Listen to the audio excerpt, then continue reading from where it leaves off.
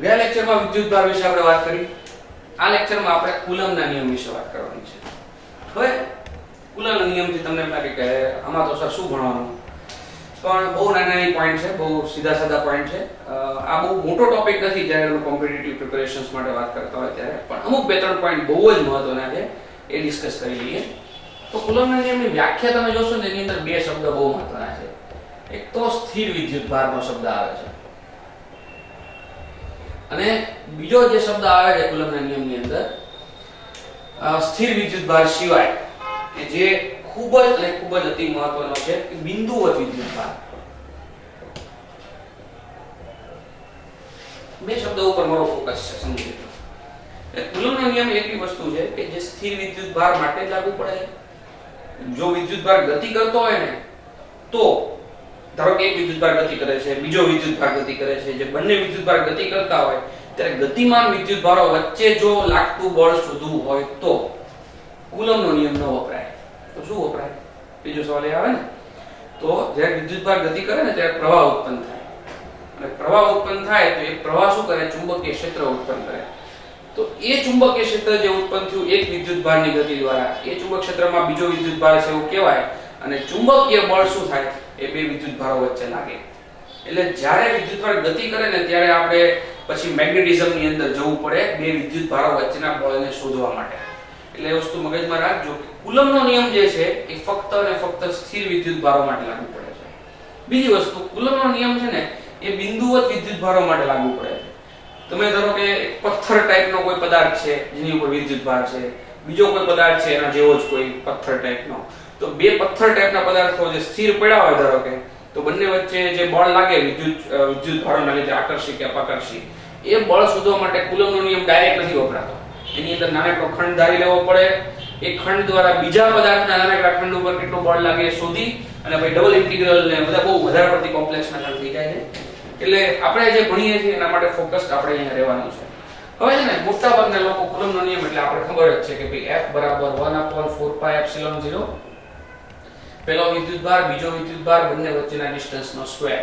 એટલે જો ધારો કે આપણી પાસે Q1 છે, આ Q2 છે, બંને વચ્ચે ડિસ્ટન્સ r હોય તો બંને વિદ્યુતભારો વચ્ચે લાગતું બળ શૂન્ય અવકાશમાં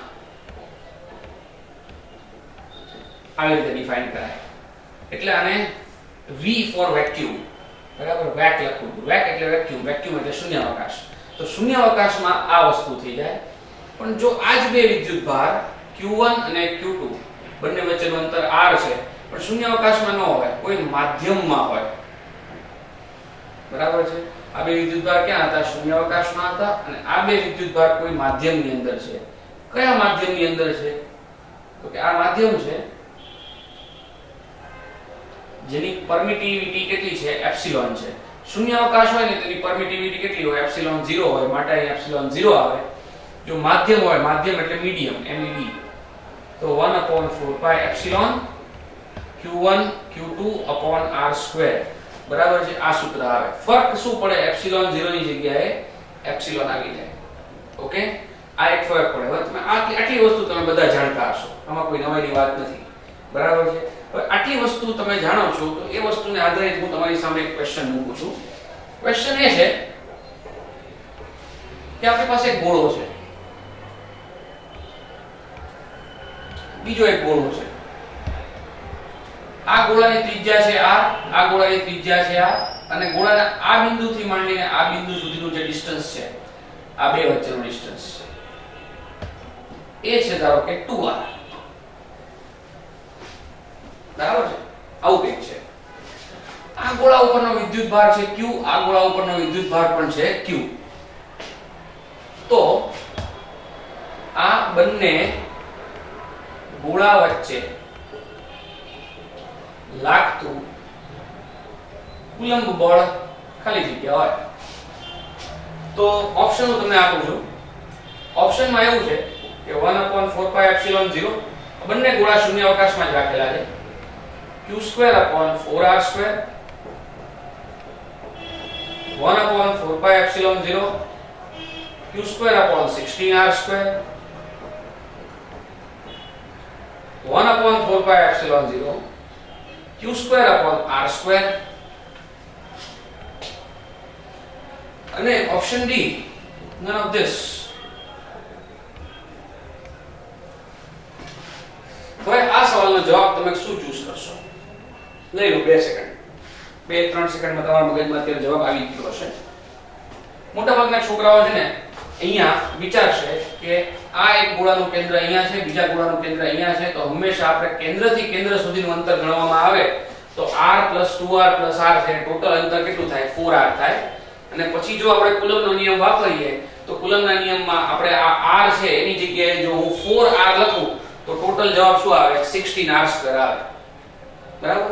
એટલે મેજોરિટી છોકરાઓ આ સિલેક્ટ કરે.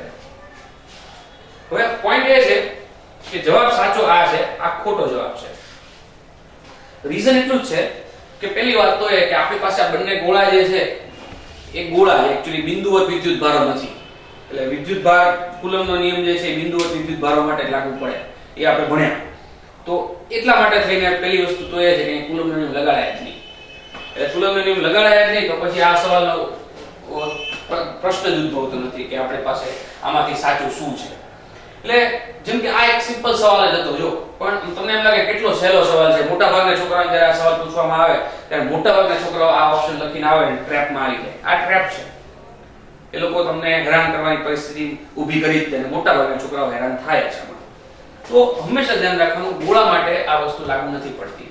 પણ હા, અહીંયા એક વસ્તુ શીખવા જેવી છે. જો આ બંને ગોળા વચ્ચે લાગતો કુલમ બળ જે શબ્દ છે ને એની બદલે હવે હું રકમમાં સહેજ ફેરફાર કરું છું. રકમમાં શું ફેરફાર કરું છું? નિયમિત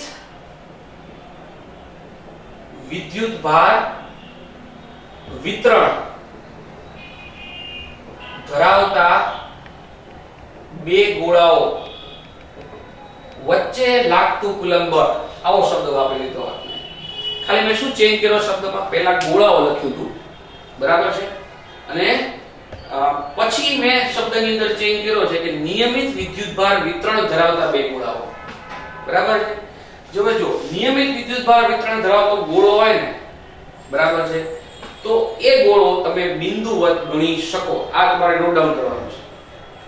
મોટાભાગના આવા પોઈન્ટ જે છે જે થિયોરિટિકલ પોઈન્ટ છે જે બહુ મગજમાં રાખવા પડતા હોય જ્યારે આપણે આ નોટ ડાઉન કરજો. તો જ્યારે કોઈ પણ ગોળો નિયમિત વિદ્યુતભાર વિતરણ ધરાવતો હોય એટલે બધી જગ્યાએ વિદ્યુતભાર વ્યવસ્થિત રીતે ઇક્વલી પ્રસરેલો હોય તો એવા ગોળા માટે તમે શું કરી શકો? એક ગોળાને બિંદુવત લઈ શકો. જો આવો ગોળો હોત તો આ ગોળાને હું બિંદુવત લઈ શકે, આ ગોળાને પણ હું બિંદુવત લઈ શકે, અને બંને ગોળાઓ બિંદુવત છે માટે આવી પરિસ્થિતિમાં પછી આ જવાબ શું થઈ જાય? સાચો થઈ જાય. કેમ કે બંને ગોળાઓ બિંદુવત થઈ જાય તો બંને વચ્ચેનું અંતર કેટલું થઈ જાય? 4r થઈ જાય. અને પછી કુલમના નિયમમાં r ની બદલે હું 4r મૂકું તો પછી આ સૂત્ર પ્રમાણે જવાબ બારે જે આવશે એ આ જવાબ આવશે. આઈ હોપ કે તમે ક્લિયર છો હું જે કહેવા માંગુ છું. બરાબર? તો આ ટાઈપના ટ્રેપ થી હંમેશા સંભાળીને રહેવાનું. જો આ ટાઈપનું કંઈ આપેલું નથી તો આપણે નન ઓફ ધીસ સિલેક્ટ કરવું પડે. તો આ છે કુલમના નિયમની બેસિક વસ્તુ. હવે આપણે થોડીક એડવાન્સ વસ્તુ તરફ જઈ રહ્યા છે. એડવાન્સ વસ્તુ તરફ જતા પહેલા આપણે એક નાનકડી વસ્તુ છે, ખાલી એકવાર ડિફાઇન કરી દઉં છું. ખાલી ડિફાઇન કરવા ખાતર તમને બધાને ખબર હશે કે આ વસ્તુ શું છે. ડાઇલેક્ટ્રિક કોન્સ્ટન્ટ, ડાઇલેક્ટ્રિક અચળાંક. ડાઇલેક્ટ્રિક અચળાંકને ડિફાઇન કરવામાં આવે છે k, એની વેલ્યુ હોય છે ε/ε0, અને સાપેક્ષ પરમિટિવિટી પણ કહેવાય છે. બરાબર છે? અને એના ઉપરથી એપ્સિલોન ની જગ્યાએ શું આવી જાય છે? ε0k મળી જાય છે આપણને. એટલે હવે જો ડાઇલેક્ટ્રિક કોન્સ્ટન્ટ નો કન્સેપ્ટ આપણા મગજમાં હોય તો શૂન્યાવકાશ જ્યારે હોય ત્યારે આપણને સૂત્ર આપણે જેમ લખતા હોય એમ જ લખાશે 1/4πε0 q1 q2/r². પણ માધ્યમ જો હોય કે જેના માટે ડાઇલેક્ટ્રિક અચળાંકને ટૂંકમાં હું dc લખું છું. ડાઇલેક્ટ્રિક કોન્સ્ટન્ટ જે માધ્યમનો k હોય એવા માધ્યમ માટે આ સૂત્ર થઈ જશે 1/4πε q1 q2/r². પણ હવે આપણને ખબર જ છે કે એપ્સિલોન બરાબર ε0k થાય માટે થઈને હું અહીંયા શું કરું છું? એપ્સિલોન ની જગ્યાએ ε0k મૂકું છું ઇન્ટુ q1 q2/r² થઈ જાય. આને કહેવાય f મીડિયમ. તો આ સમીકરણ નંબર 1 આપો, આ સમીકરણ નંબર 2 આપો. માધ્યમની અંદર શૂન્યાવકાશ હોય તો એપ્સિલોન 0 આવે અને શૂન્યાવકાશની બદલે કોઈ k જેટલા ડાઇલેક્ટ્રિક અચળાંક ધરાવતું માધ્યમ લેવામાં આવે તો એપ્સિલોન 0 k આવી જાય. k થી આપણે ગુણી નાખીએ તો આના ઉપરથી આપણને એટલી ખબર પડે કે આ વસ્તુ જે છે એ F વેક્યુમ બાય k છે. કારણ લખું છું 1 અને 2 પરથી. આ જે વેલ્યુ છે આપણી પાસે શૂન્યાવકાશની, એ શૂન્યાવકાશની વેલ્યુને k વડે ભાગી નાખો એટલે મને શું મળી જશે? F મીડિયમ ની વેલ્યુ મળી જશે. તો F medium is equal to F vacuum upon k. આ વખતના સૂત્ર ડાયરેક્ટ ના મળે પણ આપણા મગજમાં ફિક્સ હોય. એટલે શૂન્યાવકાશમાં બે વિદ્યુતભારો વચ્ચે જે બળ લાગતું હોય k જેટલા ડાઇલેક્ટ્રિક અચળાંક ધરાવતા માધ્યમની અંદર આ બળનું જે મૂલ્ય રહ્યું ને એ શું થઈ જાય છે? k માં ભાગનું થઈ જાય છે. બરાબર છે? એ વસ્તુ આઈ હોપ કે તમને ક્લિયર થઈ હશે. એટલે ધારો કે એક નાનકડું એક્ઝામ્પલ એની અંદર લઈએ કે બે વિદ્યુતભારો છે Q1 બરાબર છે 2 માઇક્રોકુલમ, Q2 છે એ 4 માઇક્રોકુલમ છે અને બંને વચ્ચેનું જે અંતર છે r એ આપણે 2 સેન્ટીમીટર લઈએ અને આ બંને વિદ્યુતભારો અત્યારે ક્યાં રાખેલા છે? શૂન્યાવકાશમાં રાખેલા છે. બરાબર? તો એ બંને વચ્ચે લાગતું બળ કેટલું હોય? F vacuum બરાબર 1/4 pi epsilon 0 Q1 Q2 એટલે પેલા સૂત્ર મૂકું છું Q1 Q2 r².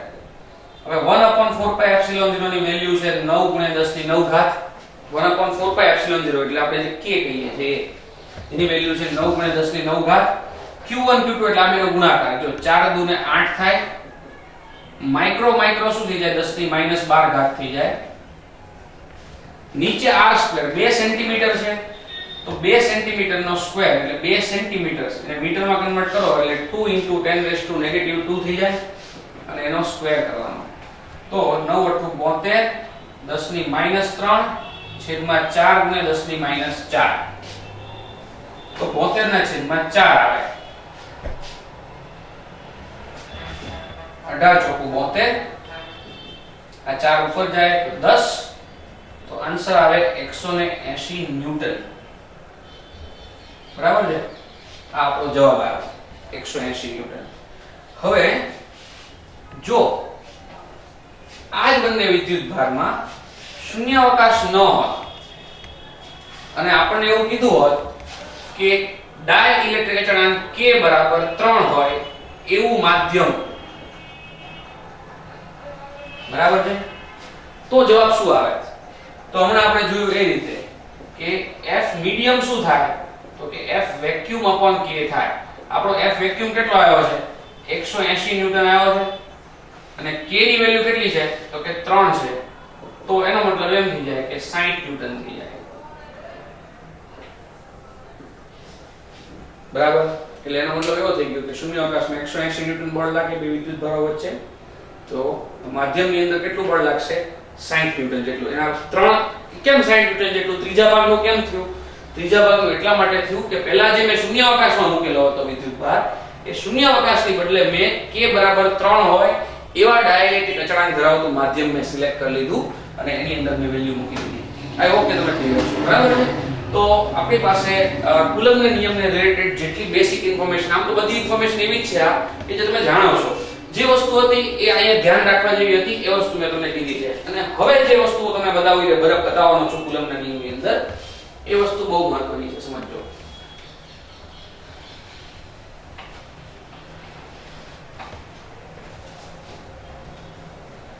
હું કુલમ્બનો નિયમ અલગ અલગ પરિસ્થિતિમાં લખવાનો પ્રયત્ન કરી રહ્યો છું. જો માધ્યમ શૂન્યાવકાશ હોય ને બે વિદ્યુતભાર હોય Q1 Q2 બેની વચ્ચેનો ડિસ્ટન્સ r છે. એના વચ્ચે લાગતું બળ આપણે રિપ્રેઝન્ટ કરશું 1/4 pi epsilon 0 Q1 Q2 r².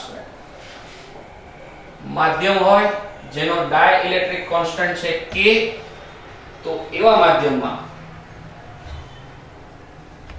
આ Q1 છે, આ Q2 છે, બે વચ્ચેનું ડિસ્ટન્સ r છે અને આને મેં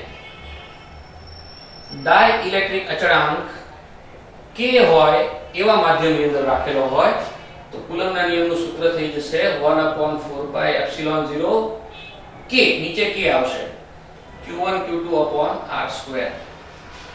હવે આ મીડિયમ છે અને આ વેક્યુમ છે. હવે જરા ધ્યાનથી જુઓ અહીંયા. હું આ સૂત્રને ફરીવાર થોડુંક તોડ મળોડ કરવાનો પ્રયત્ન કરું છું. હવે હું આ સૂત્રને આવી રીતે લખી શકું 1/4πε0 k q1 q2 r√k². જો r નો સ્ક્વેર એટલે r સ્ક્વેર અને √k નો સ્ક્વેર એટલે k. મેં બીજું કઈ નથી કહ્યું, k r² ભેગા લખ્યા અને પછી છે ને એને સ્ક્વેરના ફોર્મમાં લખી નાખ્યા. એટલે આ થઈ ગયું f મીડિયમ. બરાબર છે. હવે અહીંયા આપણા માટે બહુ મહત્વની વાત છે. મહત્વની વાત એ છે કે હકીકતમાં બે વિદ્યુતભારો વચ્ચેનું અંતર કેટલું છે? r છે. પણ જ્યારે એ વિદ્યુતભાર માધ્યમમાં હોય ને ત્યારે એ અંતર ભલે r હોય પણ એ અંતર વર્તે કેવી રીતે? r√k છે એવી રીતે વર્તે. એટલે જ્યારે પણ અંતર હોય એ કોઈ માધ્યમમાં આપેલું હોય આપણને, બરાબર છે, અંતર જ્યારે કોઈ માધ્યમમાં આપેલું હોય ત્યારે અંતર અને એના માધ્યમના ડાઇલેક્ટ્રિક અચળાંકના વર્ગમૂળનો ગુણાકાર એ એનું શું થઈ જાય? ઇફેક્ટિવ ડિસ્ટન્સ થઈ જાય, અસરકારક અંતર થઈ જાય. એટલે અહીં એમ કહેવાય કે અસરકારક અંતર, ઇફેક્ટિવ ડિસ્ટન્સ, જેને હવે હું ED કહીશ, એ કેટલું થઈ જાય? r√k થઈ જાય. એટલા માટે મારું આ સૂત્ર હું આવી રીતે લખી શકું 1/4πε0 q1 q2 ઇફેક્ટિવ ડિસ્ટન્સ નો વર્ગ. હવે હું આ જે સૂત્ર મળ્યું ને એ મારું જનરલ સૂત્ર બનાવી દઉં છું. જનરલ સૂત્ર, કુલમના નિયમનું જનરલ સૂત્ર. કુલમનો નિયમ છે F = 1/4πε0 q1 q2 effective distance, અસરકારક અંતરનો વર્ગ. જો શૂન્યાવકાશ હોય તો અસરકારક અંતર શું થશે? અહીંયા ઇફેક્ટિવ ડિસ્ટન્સ તો કે r થશે. જો માધ્યમ હોય તો અસરકારક અંતર થશે r√k થઈ જશે. હવે હું માધ્યમની પ્રકાર બદલતો જઉં છું. આ વસ્તુ ક્યાં કામમાં આવશે હવે તમને ખબર પડશે. જોતા રહેજો. આપણી પાસે હવે અહીંયા બે માધ્યમ છે. અહીંયા એક માધ્યમ એવું છે જેનો ડાઇલેક્ટ્રિક અચળાંક k1 છે, બીજું માધ્યમ એવું છે જેનો ડાઇલેક્ટ્રિક અચળાંક k2 છે.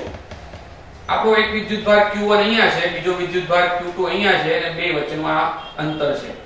હવે અહીંથી આટલું ડિસ્ટન્સ જે છે આ વિદ્યુતભારથી આ પોઈન્ટ સુધીનું ડિસ્ટન્સ એ છે d1 અને આ વિદ્યુતભારથી આ જે ડિસ્ટન્સ છે એ છે d2. એટલે કે આ માધ્યમની બાઉન્ડ્રીથી આ વિદ્યુતભાર d2 ડિસ્ટન્સ ઉપર છે, આ માધ્યમની બાઉન્ડ્રીથી આ વિદ્યુતભાર d1 ડિસ્ટન્સ ઉપર છે. એનો મતલબ એમ થઈ ગયો કે બંને વિદ્યુતભારો વચ્ચેનું કુલ અંતર છે d1 + d2 અને આવી રીતે બે વિદ્યુતભારો ગોઠવેલા છે.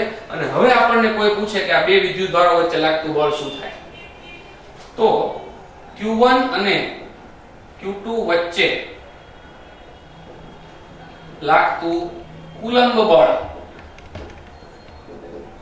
F, આપણું સૂત્ર છે ને જનરલ સૂત્ર આપણે લગાડશું 1/4πε0 q1 q2 ઇફેક્ટિવ ડિસ્ટન્સ નો સ્ક્વેર. પણ હવે આ પરિસ્થિતિમાં કેમ ઇફેક્ટિવ ડિસ્ટન્સ r હતું અને અહીંયા r√k હતું, તો આ પરિસ્થિતિમાં હવે ઇફેક્ટિવ ડિસ્ટન્સ શું થશે? તો કે જ્યાં ઇફેક્ટિવ ડિસ્ટન્સની વેલ્યુ કેટલી થશે? આપણે હમણાં જોયું, મેં તમને શું કીધું કે અંતર હોય અને ડાઇલેક્ટ્રિક અચળાંક હોય, આ બંનેનો યુઝ કરવાનો. આ માધ્યમ છે જે પહેલું માધ્યમ, એમાં અંતર કેટલું છે? d1 છે અને ડાઇલેક્ટ્રિક અચળાંક k1 છે. એટલે આપણે લખવાનું d1√k1. પછી આ માધ્યમની અંદર અંતર d2 છે, ડાઇલેક્ટ્રિક અચળાંક k2 છે, એટલે આપણે લખવાનું d2√k2. અને પછી આપણે બંનેનો શું કરી નાખીએ? સરવાળો કરી નાખીએ. તો શું આપણને મળે? હકીકતમાં ભલે ડિસ્ટન્સ d1 + d2 હોય પણ આ બે વિદ્યુતભારો વચ્ચે લાગતું અસરકારક અંતર જે છે કે જેના ઉપર આપણો કુલમનો નિયમ આધાર રાખે છે એ અસરકારક અંતર આ થાય. અને એટલા માટે થઈને આપણું આ જે સૂત્ર બની જાય એ q1 q2 d1√k1 d2√k2 એનો સ્ક્વેર. આપણું સૂત્ર આવી રીતે લખી શકાય. આઈ હોપ કે તમને ક્લિયર થાય છે. બરાબર. હવે ફરીવાર એક બીજી પરિસ્થિતિને ધ્યાનમાં લઈએ. અહીંયા બે માધ્યમ છે જેના ડાઇલેક્ટ્રિક અચળાંક છે k1 અને k2 અને આપણા વિદ્યુતભાર છે બે આવી રીતે, એક q1 અહીંયા છે, એક q2 અહીંયા છે. અને આ બંને વિદ્યુતભારો વચ્ચેનું જે કુલ અંતર છે ને એ કુલ અંતર આપણને r આપેલું છે. આ માધ્યમ છે એ d1 અંતર વાળું છે, આ માધ્યમ છે એ d2 અંતર વાળું છે. અને હવે આપણને કોઈ પૂછે છે કે આ બે વિદ્યુતભારો વચ્ચે લાગતું બળ શું થાય, એટલે ટૂંકમાં બે માધ્યમની વચ્ચે સોરી કે બે વિદ્યુતભારોની વચ્ચે બે અલગ અલગ માધ્યમ, એમ જ આ જે ખાલી જગ્યા છે ને એ શૂન્યાવકાશ છે. આટલો પોર્શન છે, આટલો પોર્શન છે એ શું છે? શૂન્યાવકાશ છે. એટલે એનો મતલબ એમ કે બે વિદ્યુતભારો એવી રીતે છે ને કે ત્યાં શૂન્યાવકાશ છે, માધ્યમ 1 પણ છે, માધ્યમ 2 પણ છે, ફરી પાછો શૂન્યાવકાશ છે, ત્યારે બીજો વિદ્યુતભાર આવે. તો આટલી બધી પરિસ્થિતિ વચ્ચે હોય ત્યારે આપણું સૂત્ર શું થાય? તો ત્યારે કુલમ્બ બળ F બરાબર 1/4πε0 q1 q2 upon effective distance અસરકારક અંતરનો સ્ક્વેર. અને જ્યાં ઇફેક્ટિવ ડિસ્ટન્સ શું થશે? તો જો આપણે ઇફેક્ટિવ ડિસ્ટન્સ ની પહેલા વાત કરીએ તો કે જો આપણે શું કરતા હતા, અહીંયા જો શૂન્યાવકાશ હતો તો જે અંતર હતું ને એ જ આપણું ઇફેક્ટિવ ડિસ્ટન્સ હતું, બરાબર કે નહીં? શૂન્યાવકાશમાં જે અંતર છે એ જ શું છે? અસરકારક અંતર છે. તો જો અહીંયા શૂન્યાવકાશ છે, અહીંયા શૂન્યાવકાશ છે, આ બંને જગ્યાએ શૂન્યાવકાશ છે, તો અહીંથી આટલું અંતર અને અહીંથી આટલું અંતર જેટલું હોય એ જ આપણું અસરકારક અંતર થશે. તો જો આખું આ એમાંથી હું d1 d2 બાદ કરી નાખું તો મને કેટલું અંતર મળશે? તો કે આટલું ને આટલું. તો આ શૂન્યાવકાશનું અંતર મળી ગયું મને, એ તો અસરકારક અંતર એટલું જ હોય. હવે એમાં મારે શું મેળવવાનું? તો કે d1 અંતર k1 માધ્યમમાં, એટલે કે d1 √k1, અને d2 અંતર k2 માધ્યમમાં, તો d2 √k2. ખ્યાલ આવી ગયો કે નહીં તમને? તો આ ed ની વેલ્યુ જો તમે અહીંયા મૂકો તો તમારા માટે કુલમ્બનો નિયમ રેડી. તો આઈ હોપ કે તમને કુલમ્બનો નિયમ ખબર પડી હશે, બરાબર છે? હવે આ મેથડ થી તમે હવે કોઈ પણ જગ્યાએ કોઈ પણ પ્રકારના માધ્યમ તમને આપેલા હોય ને તો તમે કુલમ્બના નિયમનું સૂત્ર લખી શકો. એટલે આજે મેં તમને એક્ચ્યુઅલી કુલમ્બના નિયમનું સૂત્ર લખતા શીખવાડ્યું, સમજી લેજો. આપણે હંમેશા કુલમ્બના નિયમને બેસિક સૂત્ર તરીકે જમણે જોતા હોય ને તો આજે આપણા મગજની આ ધારણા બદલી ગઈ. આ વસ્તુને મગજમાં રાખજો. તો આ વસ્તુ થઈ ગઈ છે તમારા માટે કુલમ્બના નિયમને કેવી રીતે લખવું. હંમેશા એનું અસરકારક સૂત્ર મગજમાં રાખવાનું અને એટલું ખબર હોવી જોઈએ કે આપણે ઇફેક્ટિવ ડિસ્ટન્સ કેવી રીતે લખાય. માધ્યમ હોય તો માધ્યમમાં અંતર અંડર રૂટમાં શું? એ માધ્યમનો ડાઇલેક્ટ્રિક અચળાંક, એ એનું ઇફેક્ટિવ ડિસ્ટન્સ થાય. હંમેશા આ વસ્તુને મગજમાં રાખજો. તો આ આપણે એક કેસ જોયો, બીજો કેસ જોયો, પછી આ ત્રીજો અને આ ચોથો. 4 કેસ ઉપરથી તમને ખબર પડી ગઈ હશે કે આપણે શું કર્યું છે, બરાબર છે? હવે કુલમ્બના નિયમની અંદર અમુક સ્પેસિફિક ટાઈપના ક્વેશ્ચન આવે. સૌથી વધારે મહત્વના ક્વેશ્ચન્સ છે. એ મહત્વના જે ક્વેશ્ચન્સ છે એ હું તમારી સામે અત્યારે ડિસ્ક્લોઝ કરી રહ્યો છું.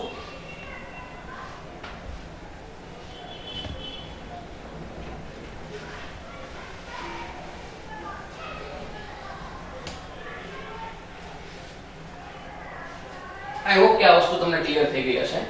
તો હું આ બધું જતું કરું છું.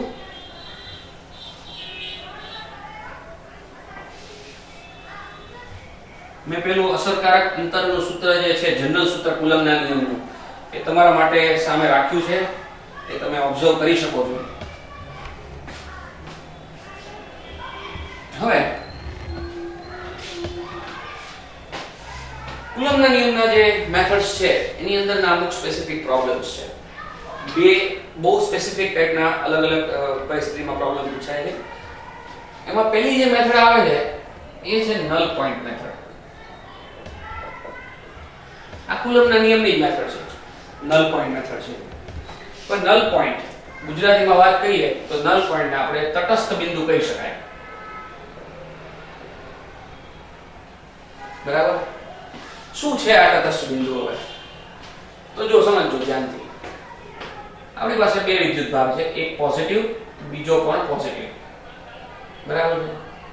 હવે આ બે વિદ્યુતભારની વચ્ચે ધારો કે હું કોઈ એક વિદ્યુતભાર q મૂકી દઉં, બરાબર? આ તો શું થાય? આ પણ પોઝિટિવ છે, તો શું થાય? જો આ પ્લસ અને આ પ્લસ વચ્ચે અપાકર્ષણ થાય એટલે આ વિદ્યુતભાર ઉપર આ વિદ્યુતભાર નંબર 1, આ વિદ્યુતભાર નંબર 1, આ વિદ્યુતભાર નંબર 2, તો q ઉપર વિદ્યુતભાર નંબર 1 ના કારણે આ દિશામાં F1 બળ લાગે. સિમિલરલી આ જ q વિદ્યુતભાર ઉપર 2 ના કારણે આ દિશામાં બળ લાગે. હવે છે ને આવી પરિસ્થિતિમાં તમે જો બંને બળ એકબીજાની વિરુદ્ધ છે, એટલે આ બંને વિદ્યુતભારોની વચ્ચેના ભાગમાં કોઈ એક બિંદુ મને એવું મળશે કે જે બિંદુ આગળ આ બાજુ લાગતું બળ અને આ બાજુ લાગતું બળ, આ બાજુ કયું લાગે છે F1 અને આ બાજુ કયું લાગે છે F2. તો આ બંને જે બળ છે એ બંને બળ કેવા થઈ જાય? સરખા થઈ જાય. અને જો બંને બળ સરખા થઈ જાય તો શું થાય? પરિણામી બળ 0 થઈ જાય. અને એનો મતલબ એમ થઈ ગયો કે જે પોઝિશન ઉપર પરિણામી બળ શૂન્ય થઈ જાય એ પોઝિશન ઉપર જો કોઈ વિદ્યુતભાર રાખવામાં આવે તો એ વિદ્યુતભાર ના તો આ બાજુ જાય ન તો આ બાજુ જાય, તો એ પોઝિશનને શું કહેવાય? તટસ્થ બિંદુ કહેવાય. ખબર પડી તટસ્થ બિંદુ શું છે? તો જો વિદ્યુતભાર બંને પ્લસ હોય તો તટસ્થ બિંદુ મને ક્યાં મળે? વચ્ચે મળે. હું માની લઉં છું કે આ પોઝિશન બરાબર જ છે. બંને વિદ્યુતભાર નેગેટિવ હોય ધારો કે, તો પણ મને તટસ્થ બિંદુ ક્યાં મળે? વચ્ચે મળે. પણ જો એક વિદ્યુતભાર પ્લસ હોય અને એક વિદ્યુતભાર માઈનસ હોય, આવી પરિસ્થિતિમાં તટસ્થ બિંદુ મને છે ને બહારની ભાગમાં મળશે. જો અહીંયા હું એક ટેસ્ટ ચેક કરવો હોય તો જો કરી દઉં.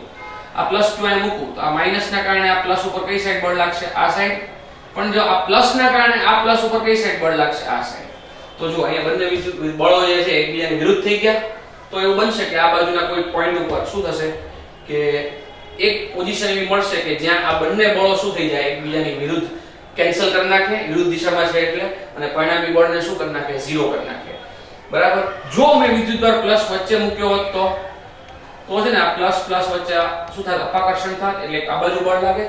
પણ આ પ્લસ ને માઈનસ વચ્ચે આકર્ષણ થાત તો એ પણ બળ કઈ સાઈડ લાગે? આ થાય. આ બંને બળો એક જ દિશામાં છે. તમે જુઓ, બંને બળો એક જ દિશામાં હોય ને તો કેન્સલ ના થાય કોઈ દિવસ.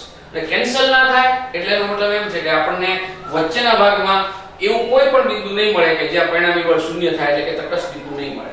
એટલે એટલી વસ્તુ મગજમાં રાખવાની કે જો વિદ્યુતભાર અલગ અલગ પ્રકારના હોય, એક પ્લસ છે એક માઈનસ છે, તો તટસ્થ બિંદુ ક્યાં મળે? બહાર. પણ જો વિદ્યુતભાર સમાન પ્રકારના હોય તો તટસ્થ બિંદુ ક્યાં મળે? આપણને અંદર મળે. બે વિદ્યુતભારોની વચ્ચેના ભાગમાં ક્યાંક મળે. તમને મિડલમાં નથી બોલતો, એક્ઝેક્ટ મિડલમાં નથી બોલતો, વચ્ચેના ભાગમાં કોઈ જગ્યાએ મળે. જરૂર નથી કે કઈ બાજુ મળે. કોઈ બની શકે કે આ વિદ્યુતભારથી નજીક હોય તટસ્થ બિંદુ, અથવા તો આ વિદ્યુતભારથી પણ નજીક હોય. બંને પોસિબિલિટીઝ છે. બરાબર છે. પણ એના માટેની એક નાનકડી ટેકનિક છે. કોઈ જગ્યાએ આપણને પૂછે તો આપણે શું કરવું પડે? પહેલા બળનું સૂત્ર લખવું પડે એક વિદ્યુતભાર માટે, પછી બીજે વિદ્યુતભાર માટે બળનું સૂત્ર લખવું પડે, પછી બંને બળને સરખાવવા પડે, અને સરખાવીને પછી ગણતરી કરો ત્યાં જવાબ આવે. તમે ટેક્સ્ટ બુક જોવો ને તેમાં આ ટાઈપની મેથડ આપી હોય કે બળ 1 શોધો, બળ 2 કાઢો, બંને બળ સરખા હોવાથી F1 બરાબર F2 ને પછી કિંમતો મૂકો અને સાદુરૂપ આપો ત્યારે તમને ખબર પડે કે અચ્છા તટસ્થ બિંદુ આ છે. હવે તટસ્થ બિંદુ શોધવા માટેની એક સિમ્પલ ટેકનિક તમને બતાવું છું. અહીંયા હું તટસ્થ બિંદુ માટે પહેલા એ જજમેન્ટ લેવાનું કે તટસ્થ બિંદુ અંદર મળશે કે બહાર મળશે. અંદરનો મતલબ બંને વિદ્યુતભારોના અંદરના ભાગમાં, વચ્ચેના ભાગમાં, અને બહાર મતલબ બંને વિદ્યુતભારોના બહારના ભાગમાં. બરાબર. આપણે આ ડિસિઝન પહેલા લેવાનું શું થાય. પછી બીજો ડિસિઝન એ લેવાનો કે ચલો તટસ્થ બિંદુ મારે શોધવાનું છે એ q1 થી શોધવાનું છે, q1 થી અંતર એનું શોધવાનું છે કે q2 થી અંતર શોધવાનું છે. q1 q2 શું છે? તો કે આ વિદ્યુતભાર આપણે q1 કહીએ, આ વિદ્યુતભાર q2 કહીએ. બરાબર.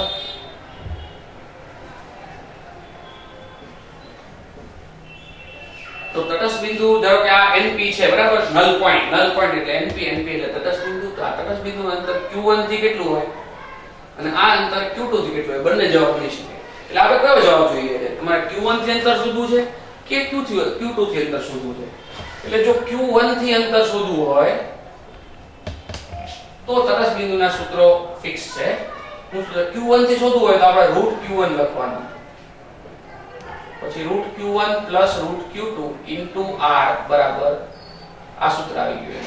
ફરીવાર લખું છું સૂત્ર √q1 √q1 √q2 r. હવે આ શું છે? તો કે r જે છે એ શું છે? આ બધા વિદ્યુતભારો જે છે ને એ બધા વચ્ચેનું કુલ અંતર છે. q1 અને q2 વચ્ચેનું કુલ અંતર r હોય તો તટસ્થ બિંદુનું અંદરની સાઈડ જો મળતું હોય તેનું સૂત્ર આવું થઈ જાય. બરાબર. પણ જો તટસ્થ બિંદુ બહાર આવતું હોય ને તો આ સૂત્ર શું થઈ જાય? √q1 √q2 r થઈ જાય. બરાબર છે. હવે જો મારે q1 થી અંતર જોઈએ છે ને એટલે માટે ઉપર √q1 લગાડ્યો છે. પણ જો મને કોઈ એમ કે ના q1 થી ન જોવું હોય, મારે q2 થી જોઈએ છે, તો q2 √q1 √q2 r કરવાનું. અને જો બહારના ભાગમાં હોય તો માઇનસ કરવાનો.